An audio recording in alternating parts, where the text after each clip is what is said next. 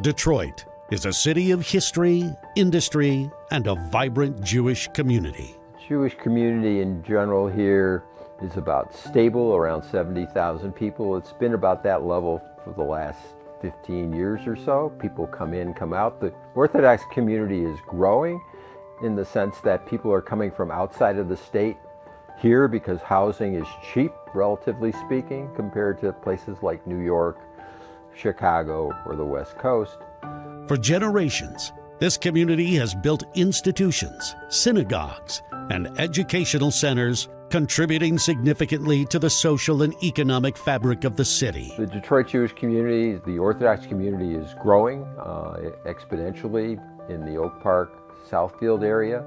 It's basically regentrifying that whole area. The conservative movement has been going downhill since I moved here. Our synagogue, when I joined Beth Shalom, was 600 and some families. Now there's more like 150 families. And that's the same story in other conservative synagogues. Reform synagogues are also having trouble. I think that's the general lack of religiosity that we see in America. We see it in the Christian community too. But since October 7th, the reality has changed. The amount of anti-Semitism was escalating before October 7th. But October 7th was absolutely what you would call a watershed moment for our community. The community was in shock, the community was mourning, and we wanted to be together. But all of a sudden, coming together required even more security than we have on a normal basis.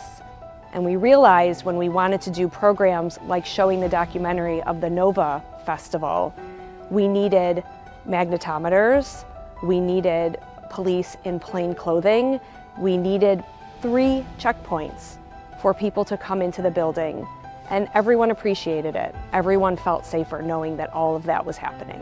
What we're seeing is Jew hatred and anti-Israel hatred is becoming normalized.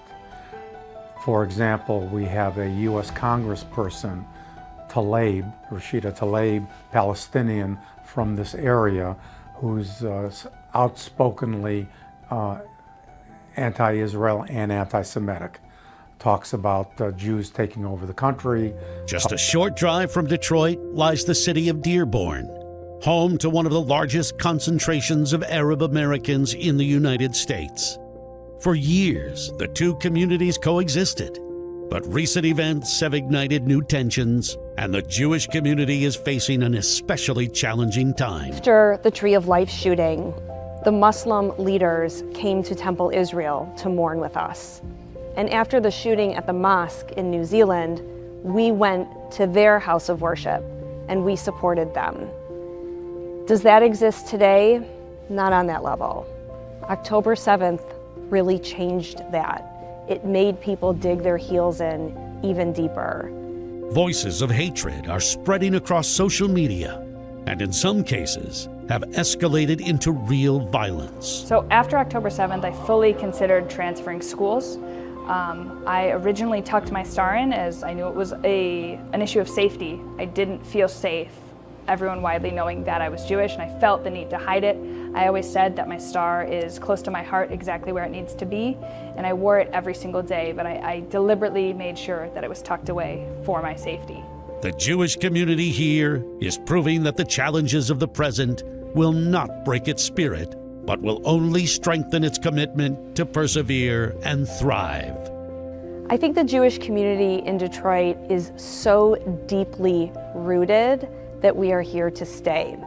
I think we have so many people in our community who are dedicated to interfaith relations and interfaith dialogue. We just hope that we have a willing partner on the other side. We see our destinies as being intertwined, and that we would all be better off if we could have at least good conversations and be able to live side by side without so much animosity.